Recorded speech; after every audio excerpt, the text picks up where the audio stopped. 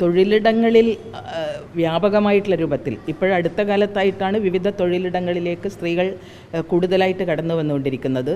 എല്ലാ തൊഴിൽ മേഖലയിലും സ്ത്രീകൾ അനുഭവിക്കുന്ന പ്രശ്നങ്ങളെ സംബന്ധിച്ച്, വിവേചനങ്ങളെ സംബന്ധിച്ച്, ചൂഷണങ്ങളെ സംബന്ധിച്ച് ഇടപെടാനും അത് മനസ്സിലാക്കാനും അതിന് പരിഹാരം കാണുന്നതിനുള്ള നിർദ്ദേശങ്ങൾ സർക്കാരിന് സമർപ്പിക്കാനും കമ്മീഷൻ വിവിധങ്ങളായിട്ടുള്ള പ്രവർത്തനങ്ങൾ നടത്തിവരുന്നുണ്ട്.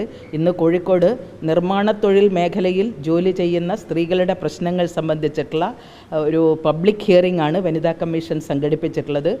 കഴിഞ്ഞ ദിവസം ഞങ്ങൾ ഈ ലോട്ടറി വിൽപ്പനക്കാരായിട്ടുള്ള സ്ത്രീകളുടെ പ്രശ്നങ്ങൾ അഡ്രസ്സ് ചെയ്തു.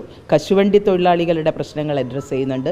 അങ്ങനെ വിവിധ മേഖലകളിൽ തൊഴിൽ ചെയ്യുന്ന സ്ത്രീകൾ നേരിട്ടുകൊണ്ടിരിക്കുന്ന വിവേചനങ്ങളും ചൂഷണങ്ങളും അധികാരികളുടെ ശ്രദ്ധയിൽ കൊണ്ടുവരാനും പ്രശ്നപരിഹാരത്തിന് ഉതകുന്ന നടപടികൾ സ്വീകരിക്കാനുമാണ് കമ്മീഷൻ ലക്ഷ്യമിടുന്നത്.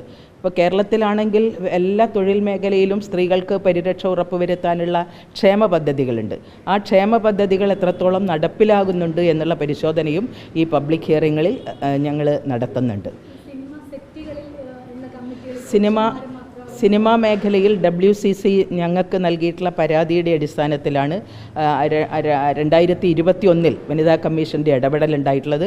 അവർ ഹൈക്കോടതി മുമ്പാകെ ഫയൽ ചെയ്തിട്ടുള്ള റിട്ട് ഹർജിയിൽ വനിതാ കമ്മീഷൻ സ്വമേധയാ കക്ഷി ചേരുകയും കമ്മീഷൻ്റേതായിട്ടുള്ള അഭിപ്രായവും രേഖപ്പെടുത്തുകയുണ്ടായി.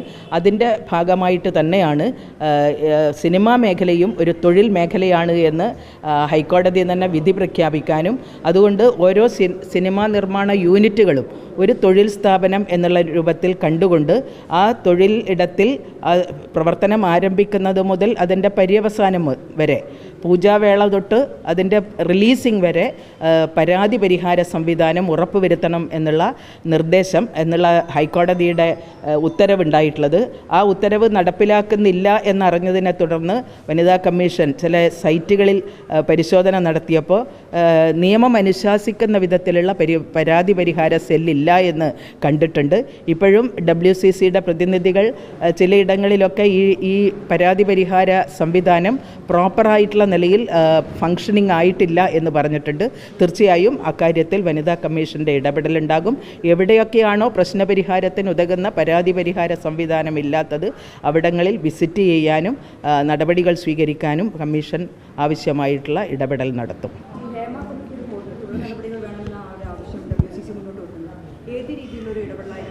ഇപ്പോൾ ഹേമ കമ്മിറ്റിയുമായി ബന്ധപ്പെട്ടുകൊണ്ട് ഹൈക്കോടതി മുമ്പാകെ ഹർജി നിലനിൽക്കുകയാണ്. 10-ാം തീയതിയാണ് അത് ഹിയറിങ്ങിന് വെച്ചിട്ടുള്ളത്. വനിതാ കമ്മീഷനെ ഹൈക്കോടതി തന്നെ അതിൽ സുവമോട്ടോ കക്ഷി ചേർത്തിട്ടുണ്ട്. ഞങ്ങളുടേതായിട്ടുള്ള സ്റ്റേറ്റ്മെൻറ്റ് ആ കാര്യത്തിൽ കൊടുക്കും.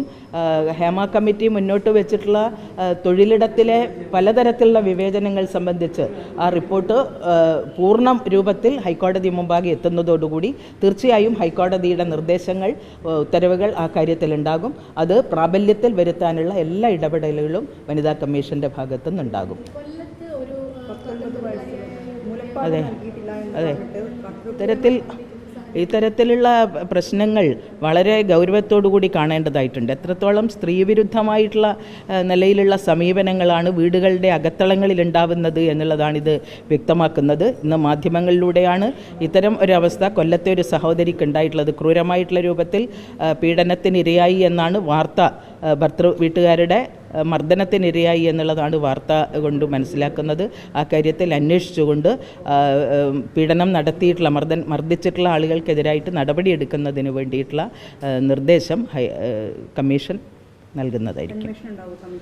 കമ്മീഷൻ്റെ ഭാഗത്തുനിന്ന് ആ കാര്യത്തിൽ അന്വേഷിച്ചുകൊണ്ട് ഇപ്പോൾ തന്നെ അന്വേഷിച്ചുകൊണ്ട് റിപ്പോർട്ട് എടുക്കാൻ പോലീസിന് നിർദ്ദേശം കൊടുക്കും.